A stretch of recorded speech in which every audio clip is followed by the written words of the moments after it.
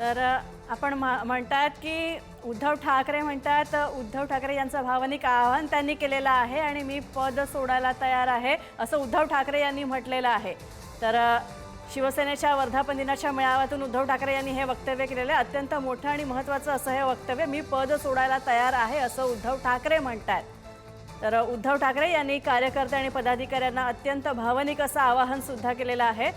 तर पद सोडायला आपण तयार आहोत असं उद्धव ठाकरे म्हणतात। अत्यंत मोठं असं हे विधान उद्धव ठाकरेंचं समस्त कार्यकर्त्यांसमोर, शिवसेनेच्या आणि पदाधिकाऱ्यांसमोर। तर अत्यंत महत्त्वाची बातमी या घडीची ती म्हणजे मी पद सोडायला तयार आहे असं उद्धव ठाकरे यांनी म्हटलेलं आहे। उद्धव ठाकरे यांनी सगळ्या शिवसेनेच्या सर्वसामान्य कार्यकर्त्यांना उद्देशून असं म्हटलेलं आहे।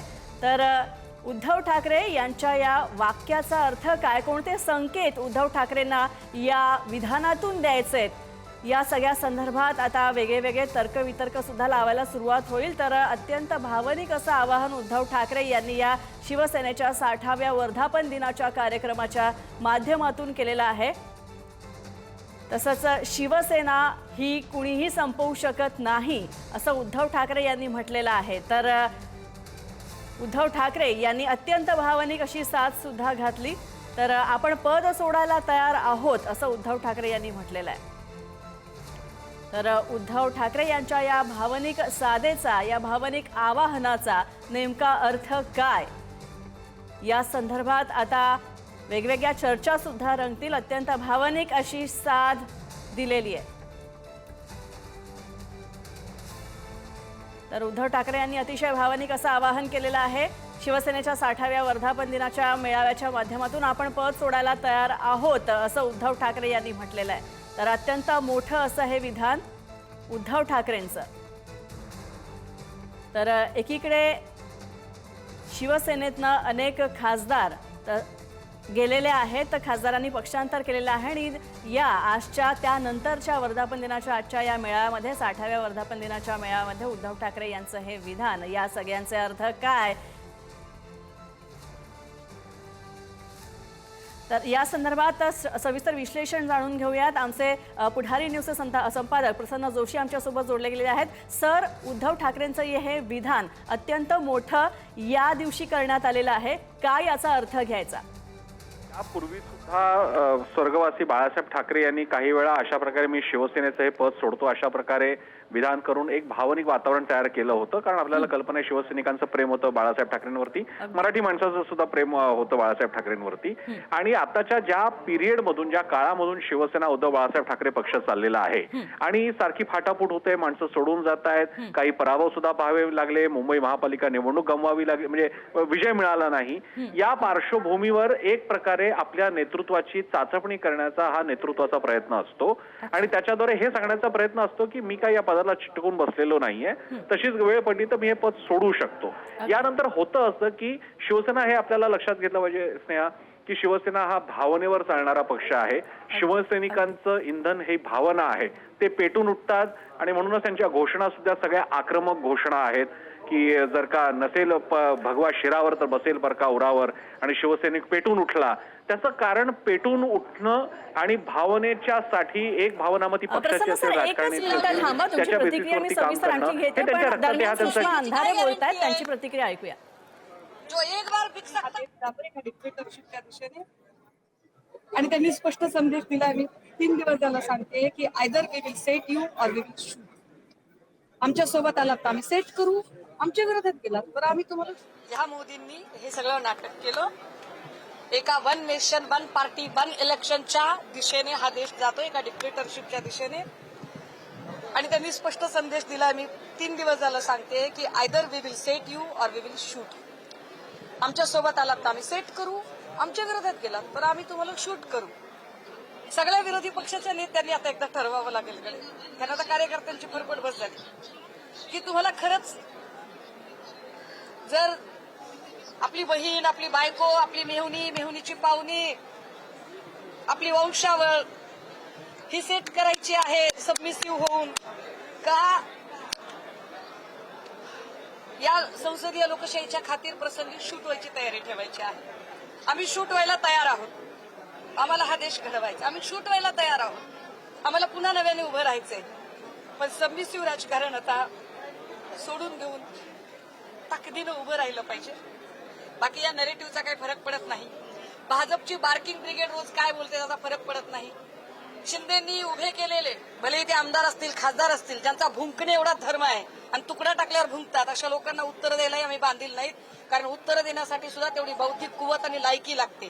ज्यांची लायकी नाही त्यांना आम्हाला उत्तर द्यावीसे वाटत नाहीत. जे संजय राऊतजींवरती आक्षेप घेतात आम्हाला त्यांनाही उत्तर द्यायची त्यांना आम्हाला वाटत नाही की गरज. कारण तृणमूल काँग्रेसमध्ये काही संजय राऊत नव्हते. सपाच्या बद्दल आता बोललं जाते तिथे काही संजय राऊत नाहीये. आम आदमी पार्टीमध्ये संजय राऊत नव्हते. त्यामुळे हे असले नरेटिव्ह सेट करणारे जे बाजार बुनगे आहेत त्या असल्या भांडगुळांना आम्ही भीक पण घालत नाही. पण लढण्याची तयारी मात्र सगळ्यांनी प्रामाणिकपणे केली पाहिजे. सबमिसिव्ह राजकारण नको. बस झालं आता. फरफट होते या सगळ्यांना. उद्धव ठाकरे यांनी सगळ्यांसमोर उभं राहून सांगितलंय की तुमच्यापैकी कोणी या ठिकाणी यायला त्यांना काय अधिकार आहे? त्यांना काय अधिकार आहे? मी नेता नाही म्हणायचा. आम्ही नेता म्हटलंय ना त्यांना. ते नेते आहेत आमचे. त्यांना अधिकार नाही की मी नेता नाही तुमचा म्हणायचा. आम्ही त्यांना कसं काय बरं सोडू आणि कसं काय आम्ही रजा देऊ? त्यामुळे ते नाही बोलायचं. त्यांनी बाकी काही बोलायचं ते नाही बोलायचं. आम्ही लढायला तयार आहोत. आम्ही पुन्हा पीक आणायला तयार आहोत. आम्ही पुन्हा मशागत करायला तयार आहोत. आम्ही पुन्हा पेरणी करू. आम्ही पुन्हा पीक टरारून उगवून आणू.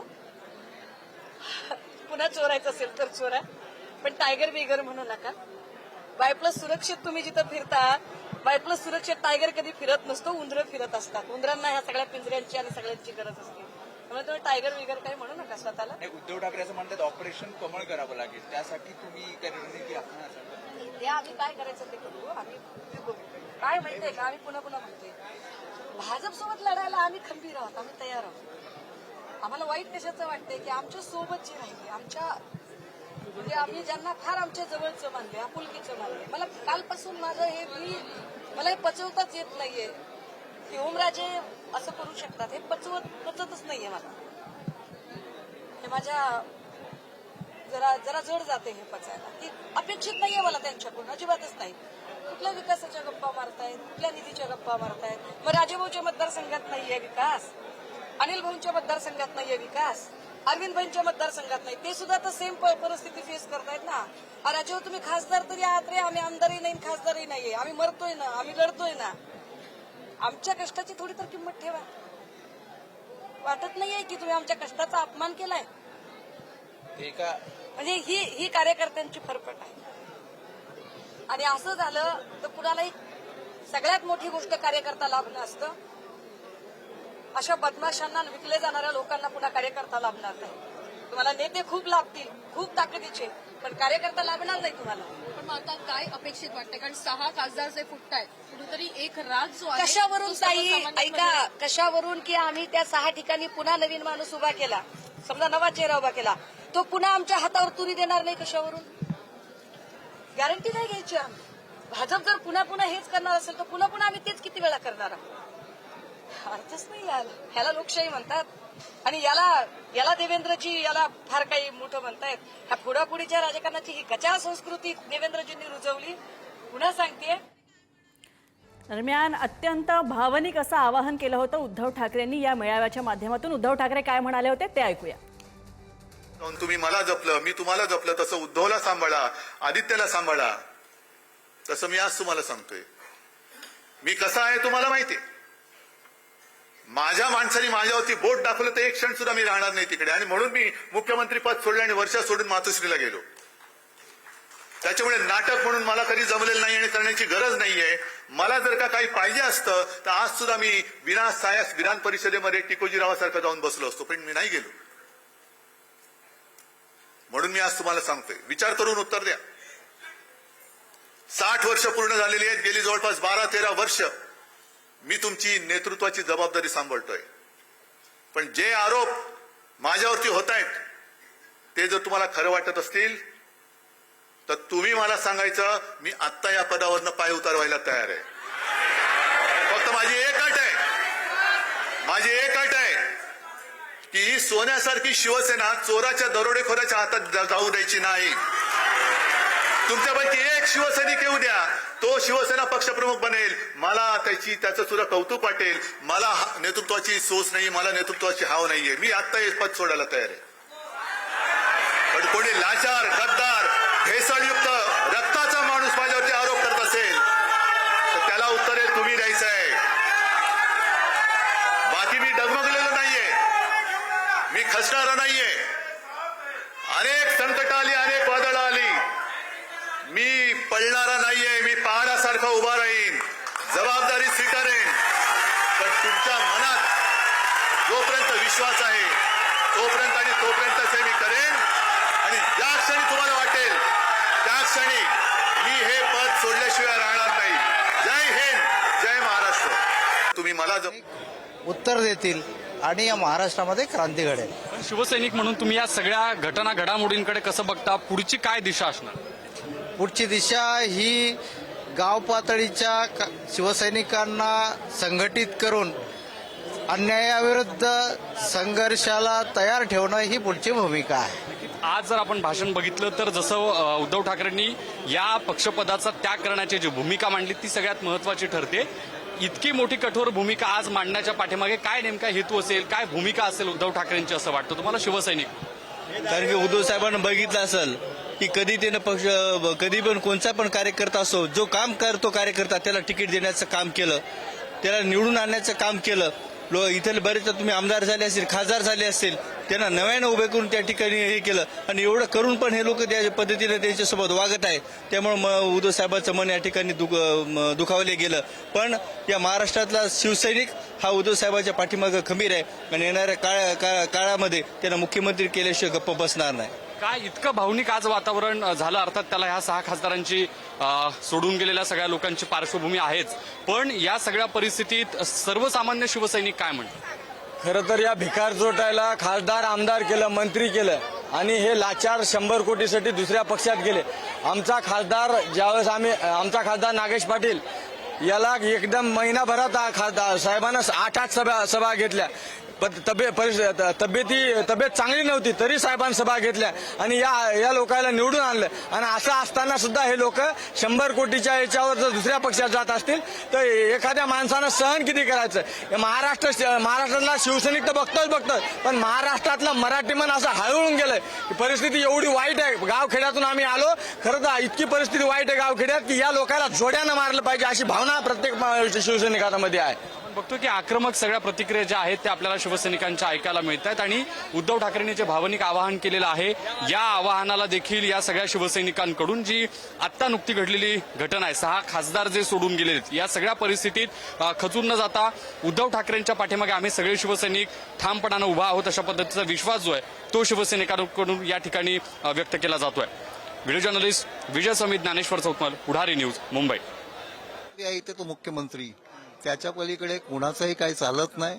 आणि आपण तर पाहिलेलंच आहे मागच्या 2-4 महिन्यामध्ये काय घटना घडलेल्या आहेत. या घटनेची त्यांना सर्वांना भीती आहे म्हणून त्यांच्या पुढे कोण जात नाही. एकमेव मुख्यमंत्री तो फक्त फडणवीस आहे, मंत्री आमदार कोण नाही. जय हिंद, जय महाराष्ट्र. आपण जर पाहिलं तर उद्धव ठाकरे हे भाऊक देखील झाले होते.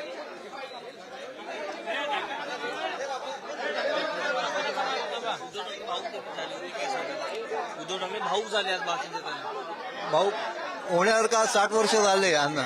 60 वर्षात हे दिवस कधी पाहिले नव्हते. आज त्या गद्दारामुळे हे दिवस पाहायला आले आणि खोटे खोटे आरोप करून त्यांच्यावरती आरोप केला जातो. खोट्या आरोपाला कंटाळून आज महाराष्ट्रामध्ये काही लोक अशी नास्तिक लोक आहेत, त्यांच्यामुळे पक्ष फुटतोय आणि जाणाऱ्याला पण लाज शरम वाटत नाही. शिवसैनिक रक्ताचा घाम करतो, घामाचं अजून शिवसेनेची संवाद साधूया. सर काय सांगाल, आज उद्धव ठाकरे भाऊक झाले होते कुठेतरी, हे लोक माझ्यावरती आरोप करतायत, काय सांगाल? भाऊक तर नक्की होणारच. एवढ्या लेटने आम्ही निवडून दिलेले आमदार खासदार असतील ते अचानक असे जर सोडून जात असतील 100% भाऊक होणार. पण त्याच ताकदीनं आम्ही परत एकदा त्या दुसऱ्या आमदार आणि खासदार निवडून देऊ.